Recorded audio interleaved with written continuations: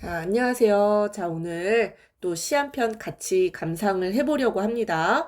수능특강 문학 그 현대시 파트 중에서 좀 거의 끝에 마지막 강의였던 것 같은데요. 거기에 신경님의 장자를 빌려 원통에서라는 시가 있습니다. 이 오늘 강의는 좀 나름의 의미를 더 좀 부여하고 싶은 그런 강의인데요. 왜냐하면 이 신경림 시인이 지난달에 돌아가셨어요. 5월 22일 그때쯤 돌아가셨기 때문에 좀 더 이 시인의 어떤 시인이 하고자 하는 그런 말에 주목을 해주셨으면 좋을 것 같습니다. 시인을 추모하는 마음으로 우리 같이 시를 감상을 해보도록 할게요. 일단 이 신경림 시인의 시의 특징을 보시면은 굉장히 이제 모평이나 학평에는 자주 나왔던 시인이고요. 이 도시와 이 산업화, 이 7, 80년대 그런 이촌향도 이런 말 들어보셨죠? 그죠? 이런 도시화와 산업화 시대에 소외된 농촌의 현실을 주목했던 작가라고 보실 수가 있겠습니다. 이 농촌의 그런 쇠락한 그런 모습들 굉장히 안타깝게 바라보셨고요. 거기에서 나오는 어떤 한, 울분, 고뇌 이런 정서들을 주로 노래하셨는데 그래서 선생님은 이 신경림 작가의 대표작이 농무라고 생각이 듭니다. 농무. 농무라는 작품이 뭐 그런 구절이 있거든요. 도수장 앞에 와 돌 때 우리는 점점 신명이 난다. 이런 유명한 구절이 있어요. 이게 요즘에 그 드라마에서도 반어냐 역설이냐 뭐 이런 걸로 의견이 분분했었잖아요. 졸업이라는 드라마에서. 아무튼 이 농무라는 시를 썼던 작가고요. 이 농무랑 좀 결이 비슷한 노래가 목계장터라는 노래가 있습니다. 실제 시인이 어렸을 때 살았던 충주 출신인데요. 거기에 목계 나루터가 있다라고 해요. 지금은 뭐 배가 왔다 갔다 하지는 않는다고 하는데 아무튼 그 목계 나루터가 있습니다. 거기에 그 목계 장터를 배경을 하고 있는 시겠죠. 그리고 수능에는 요게 나왔습니다. 가난한 사랑 노래라는 가난하다고 해서 사랑을 모르겠는가? 라는 노래가 있는데요. 수능에 이 노래가 딱 한 번 출제된 적이 있습니다. 이 작가의 작품들, 농촌 현실, 그리고 우리 민중들의 모습, 생명력 넘치는 그런 민중들의 어떤 삶에 대한 애정, 이런 것들이 바탕을 둔 시들이 많다라는 것을 기억을 해주시면 좋을 것 같고요. 이 장자를 빌려 원통에서 제목이 좀 독특하죠. 그죠? 일단 여기 앞에는 잘 모르겠어도 뒤에서 우리가 체크해 볼 수 있는 거는 원통에서 공간적 배경 나오는구나. 원통에서 무슨 일이 있었구나. 요 정도 체크를 해보시면 되겠고요. 장자를 빌려라고 했을 때 이 장자는요. 아마 여러분들 수능특강 공부하신 분들은 보기에 설명이 있을 거예요. 이 장자의 추수편이라는 책을 보시면은 이런 구절이 있다라고 해요. 큰 지혜는요. 멀리서도 보고 가까이서도 볼 줄 알아야 한다. 이 구절을 빌려서 이 시를 썼다라는 겁니다. 그래서 결론부터 스포를 하자면은 바로 이게 이 시의 주제예요. 멀리서도 보고 가까이서도 볼 줄 아는 그런 인식이 필요하다라는 게 바로 이 시의 원통에서의 어떤 깨달음이라고 보실 수가 있겠습니다. 자, 벌써 이 결말은 스포가 됐고요. 자, 그럼 그런 결말로 어떻게 시상이 전개되는지 자, 우리 주목하면서 이 시가 꽤 표현상의 특징이 많습니다. 여러분들 체크하면서 같이 공부를 해볼게요. 자, 일단 공간적 배경 나오네요. 설악산 대청봉에 올라 이렇게 나와 있어요. 아직 원통에는 도착을 못한 것 같아요. 자, 이 설악산 대청봉우리에 올라서요. 지금 화자의 위치 나와 있죠? 이 굉장히 높은 곳이겠죠. 이 높은 곳에서 아래를 내려다보는 거예요. 발 아래 구부리고 엎드린 작고 큰 산들이며 떨어져 나갈까봐 잔뜩 겁을 집어먹고 언덕과 골짜기에 바짝 달라붙은 마을들이며 다만 무릎께까지라도 다가오고 싶어 안달이 나서 몸살을 하는 바다를 내려다보니. 자, 지금 이 시적 상황이 이해되시나요? 지금 화자가 높은 곳에, 그지? 이게 설악산이라고 하면 높은 곳에 이렇게 올라와서 밑에를 내려다보고 있어요. 그죠? 자, 지금 시선의 이동이 드러난다라고 체크를 하셔야 되겠죠. 시선의 이동. 작고 큰 산들, 마을들, 바다 쭉 내려다보고 있어요. 자, 내려다보고 있는데 그 시적 대상들을 어떻게 표현을 했느냐. 이 작고 큰 산들이 이 대청봉 발 아래 구부리고 엎드려 있다. 마치 사람처럼 표현을 해놨죠? 이거 다 의인합니다. 여기도 마찬가지예요. 이 말들이 잔뜩 겁을 집어먹고 언덕과 골짜기에 바짝 달라붙어 있다. 겁을 먹었다. 이런 것도 다 의인하고요. 또 무릎께까지라도 다가오고 싶어서 안달이나 몸살을 하는 바다. 그러니까 이 바다가 어떤 바다인 것 같아요? 정적인 바다인 것 같아요? 동적인 바다인 것 같아요? 안달이 나 있다. 몸살을 하는 좀 동적인 바다의 모습이 느껴지지 않으세요? 약간 파도가 넘실넘실 치는 그런 바다를 내려다보니 라고 표현을 한 겁니다. 자, 다가오고 싶어 라고 했으니까 이 바다가 멀리 있지 않고 가까이에 이 설악산이 그지? 독일 바다 근처에 있잖아요. 그죠? 예, 바다가 가까이에 있는 모습을 이렇게 표현을 한 겁니다. 자, 그래서 지금 보시면은 시선이 이동하고 있다라는 거 하나 체크해 보시고요. 화자가 지금 산 위에 올라서 멀리서 바라보고 있어요. 그리고 대상들을 어떻게? 의인하고 있다라는 거 체크하셔야 되겠죠. 의인하고 있다. 자, 그래서 의인하고 있다. 주관적으로 묘사를 하고 있다라는 얘기입니다. 자, 화자가 느끼는 대로 주관적으로 묘사를 하고 있다. 되셨나요? 자, 산 위에서 바라본 산들, 마을들, 바다의 모습이었어요. 자, 그래서 이 시적 대상을 보고 있으니까 자, 온통 세상이 다 보이는 것 같고 또 세상살이 속속들이를 다 알 것도 같다라고 표현을 했어요. 자, 이 화자에 지금 정서가 드러나는 부분인데요. 다 보이는 것 같고요. 이게 아닌데? 다 보이는 것 같고 다 알 것도 같대요. 이 뭐예요? 화자가 지금 산 위에 올라서 약간 좀 그런 거 있잖아. 호연지기라고 해야 되나? 내가 이 세상을 발 아래다 딱 내려놓고 다 알 것 같아. 이런 식으로 약간 좀 자만하고 있는 부분입니다. 다 보이는 것 같고 다 알 것 같다라고 하면서 높은 곳에서 아래를 바라보는 느낌을 표현했다. 이렇게 봐주시면 될 것 같아요. 자, 그래서 여기까지는요. 설악산 대청봉에서 세상을 바라보면서 나 이 세상 굉장히 다 알 것 같아. 만만해. 이렇게 아주 자신만만해하는 그런 부분이다. 이렇게 보시면 될 것 같아요. 자, 그런데 그 부분에서 바로 그러다 시상이 전환되는 이런 표지가 나오죠. 우리 그러면 주목을 해봐야 된다라는 얘기입니다. 이런 시상이 전환되는 표지가 나오면은 화자의 태도가 변할까 변하지 않을까 이런 거 체크하면서 봐야 된다라는 거예요. 자, 그러다 속초에 내려왔어요. 지금 뭐예요? 공간의 이동이 드러나고 있다. 이렇게 보실 수가 있겠죠? 공간의 이동. 산 위에서 산 아래로 내려왔습니다. 그죠? 속초에 내려와 하룻밤을 묵었어요. 하룻밤 묵으면서 어떤 일들이 있었냐면요. 중앙시장 바닥에서 다 늙은 함경도 아주머니들과 노령 노래를 불렀고요. 이 노령 노래를 안주 삼아 소주도 마셨어요. 피난민 신세 타령도 들었어요. 이야기도 들었다. 이런 얘기입니다.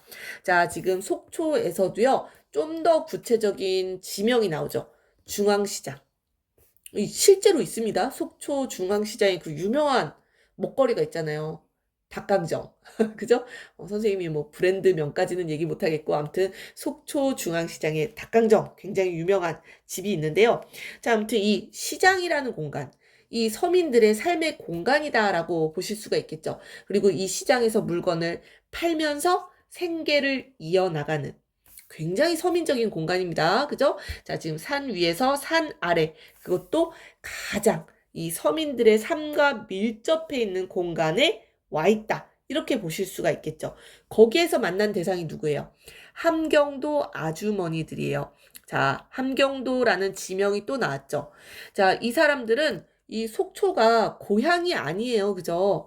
함경도에 살다가 어떠한 사연을 가지고 속초의 시장에서 생계를 이어가는 그런 사람들이다라고 우리가 생각을 할 수가 있겠죠.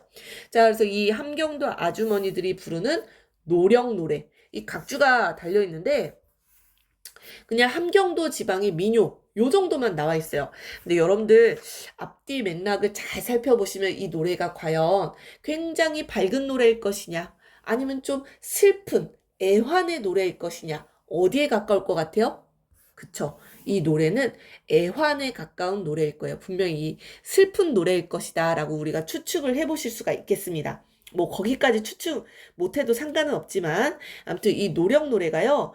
이 우리가 조선시대 때 조선시대가 아니지 일제강점기 때 북으로 이주했던 그런 이주민들이 있었잖아요.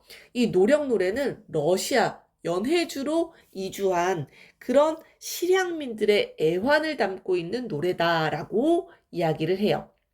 자, 아무튼 여기에서는 애환의 노래다 여기까지는 몰라도 이 청각적인 심상이 드러난다? 뭐 요 정도는 체크하셔야 되겠습니다. 자, 노령 노래 안주에서 소주도 마시고 소주를 마신다라는 얘기는 이 소주도 여기에서 와인을 마신다라고 안 했잖아. 그지? 위스키를 마신다 이렇게 안 했단 말이야. 소주라는 게 바로 이런 서민들의 어떤 애환을 고단함을 달래줄 수 있는 어떤 그런 용도로 사용되는 거겠죠. 자, 그래서 고단한 삶을 위로하는 그런 위로주의 기능을 하고 있습니다. 자, 그래서 피난민 신세 타령도 들었다라는 거. 이 함경도 아주머니들의 그런 사연이 뭔가 애환이 담겨져 있는 사연일 것 같아요. 그죠? 추측해 볼 수 있겠죠? 자, 다음 날에는요. 자, 지금 뭐예요? 시간이 하루 지났네요. 그죠? 시간의 경과도 드러나고요. 원통으로 와서 자, 지금 공간이동 크게 볼게요. 설악산, 속초, 중앙시장, 그리고 원통, 뒷골목. 자, 지금 공간이동 있다라는 거 이거 반드시 체크해야 되는 부분입니다. 이 시에서. 자, 공간이동이 되어 있고요. 자, 원통에서는요, 뒷골목에 왔어요. 이 뒷골목에는요, 어떤 모습을 또 우리가 관찰해 볼 수 있겠느냐. 이 뒷골목, 바로 서민들의 삶의 공간이라고 볼 수 있습니다. 이 공간도. 자, 그런데 조금 더 밑바닥, 세속적이고, 이 인간의 어떤 민낯을 볼 수 있는 삶의 공간이에요. 왜냐하면은 이 밑에 보시면 지린내, 땀내도 맡을 수 있는 곳이에요. 후각적인 심상 드러나죠. 악다구니도 들어요. 악다구니 막 악쓰는 소리 있잖아요. 악쓰는 막 그런 소리도 들을 수 있는 공간이고요.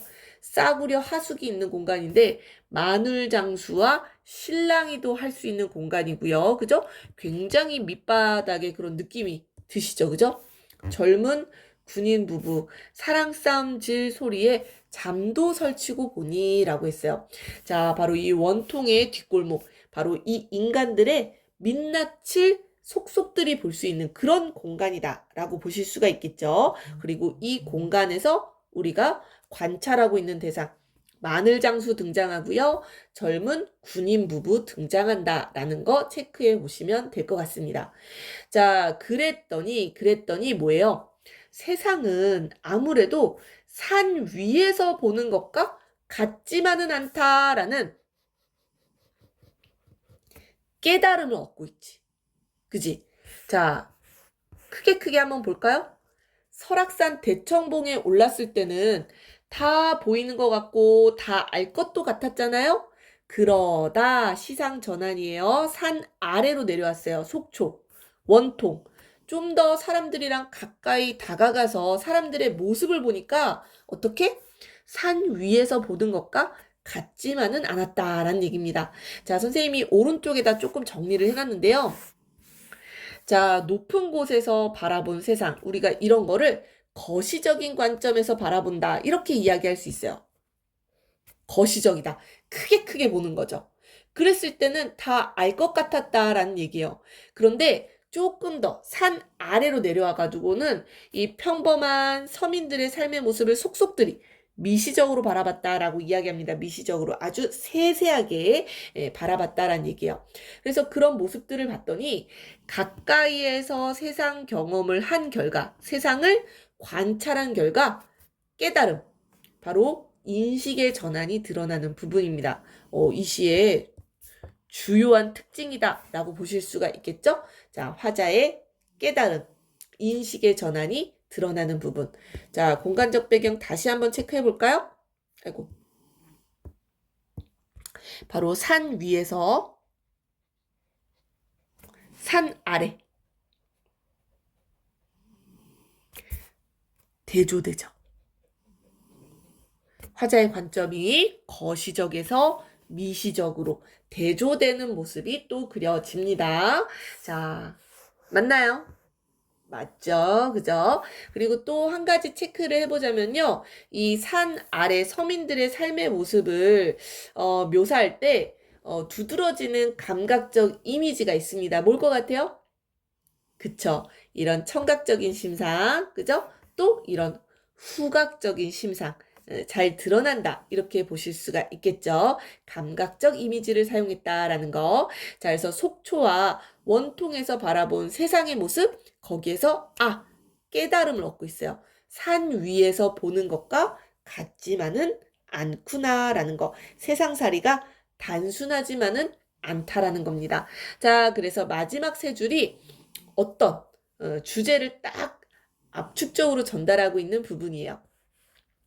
자, 지금 우리는 혹시 세상을 너무 멀리서만 보고 있는 것은 아닐까? 아니면 너무 가까이서만 보고 있는 것은 아닐까라는 겁니다. 자, 이게 뭐예요? 이 시의 제목인 이 장자를 빌려. 장자에 해당되는 부분이겠죠. 그죠? 우리 장자에서 어떤 구절을 빌려왔다라고 했어요?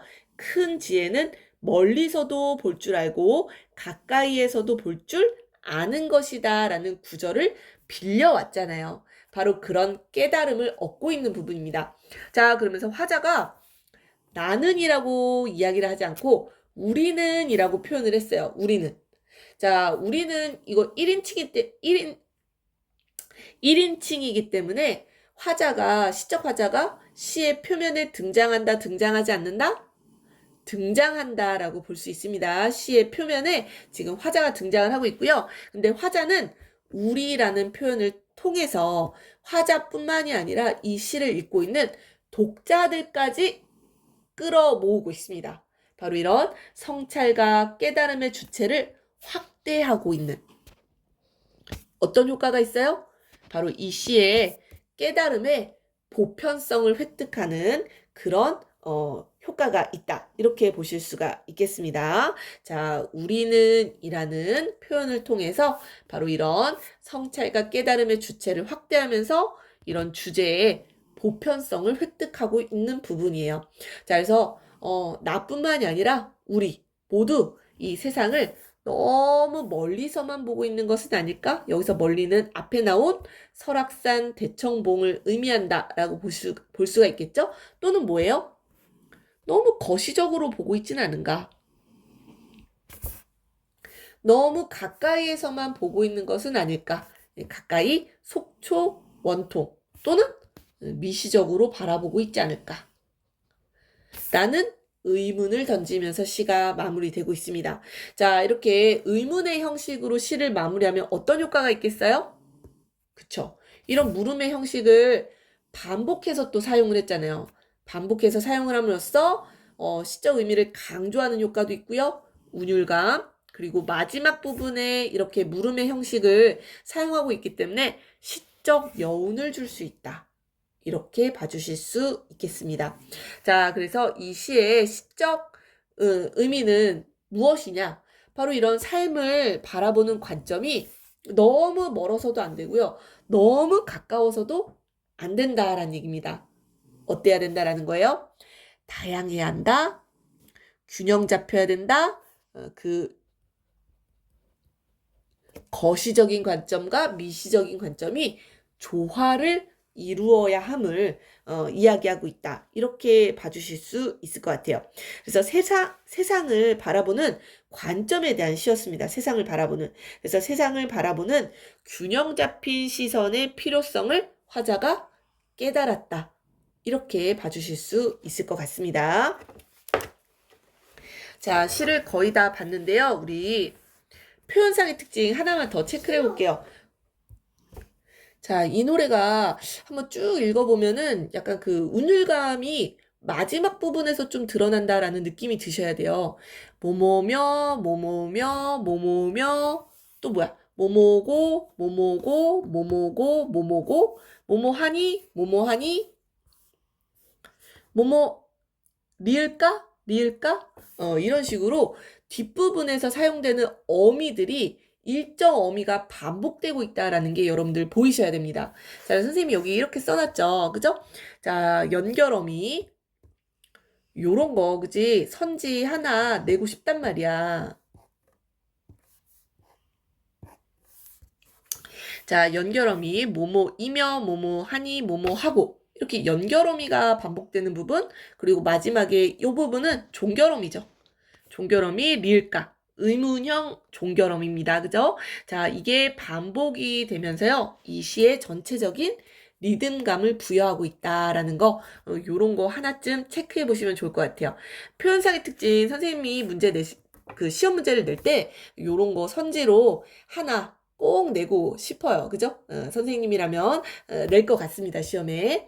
자, 그리고 전체적으로 봤을 때는 이런 시선의 이동도 드러나고 공간의 이동도 드러나고, 자, 이런 미시적인 관점, 거시적인 관점, 대조되고 있다라는 거. 자, 그리고 이런 시상전환 표지를 사용해서 화자의 인식의 전환이 일어난다라는 거 체크. 또 이런 거, 인칭.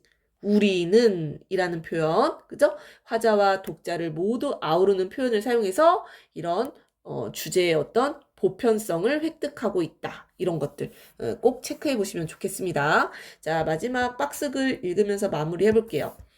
자, 이 시는요. 설악산 대청봉에서 바라본 세상의 모습, 멀리에서 바라본 거죠. 또 속초 원통에서 바라본 모습, 가까이에서 바라보는 모습이죠. 자, 그래서 이렇게 대조하여 세상을 바라보는 삶의 자세를 드러내고 있다. 장자의 추수편에 나오는 이 구절을 바탕으로, 그죠? 삶은 단순하기도 하고 복잡하기도 하기 때문에 두 관점을 모두 살펴보아야 한다. 아까 여기서 얘기했죠, 그죠? 균형 잡힌 시선이 필요하다.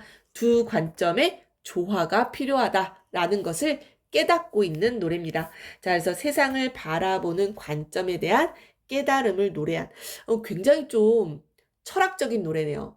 그렇지 않나요? 예, 사실 처음에 딱 봤을 때는 공간 이동이 너무 눈에 보이기 때문에 이 노래 굉장히 기행이 드러나는, 그러니까 어디 여행 가서 쓴 그런 시 같다라는 느낌을 딱 받았거든요. 근데 그 속에 굉장히 심오한 철학적인 메시지가 담겨져 있네요. 그죠? 자, 우리 신경님 시인 여러분들 꼭 좀 기억해야 될 아주 중요한 시인이니까요. 여러분들 특히 이런 대표작들 한번 찾아서 읽어봐 주시면 정말 좋을 것 같습니다. 자, 오늘 여기까지 할게요.